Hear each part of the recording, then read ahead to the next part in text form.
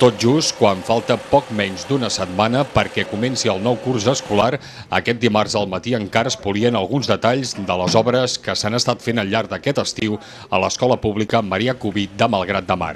S'ha millorat l'accessibilitat d'algunes zones del centre, com per exemple la rampa d'entrada, que s'ha allargat uns metres per fer-la més planera. Amb el mateix objectiu s'ha facilitat l'accés al pati i a les pistes. L'obra que s'ha fet és una obra gran, perquè ha sigut tota l'entrada i els voltants de l'escola, i estem molt contents perquè hem arribat a temps, vull dir, a finals d'agost estava tot acabat, que això altres vegades no havia pogut ser, no?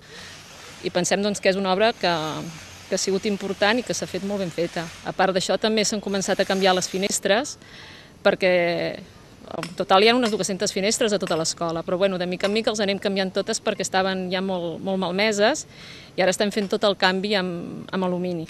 Les obres, que han costat 180.000 euros, han inclòs la reforma del sistema d'electricitat del gimnàs.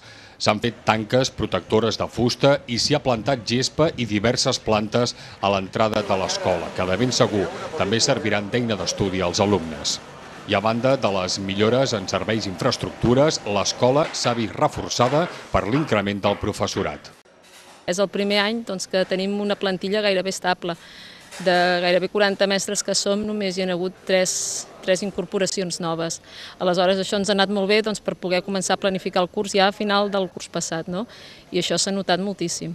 Pel que fa al pati de P4 i P5, que es va esfondrar degut a una esllavissada, continua protegit en espera que el propietari dels terrenys que van causar els desperfectes i l'Ajuntament arribin a un acord.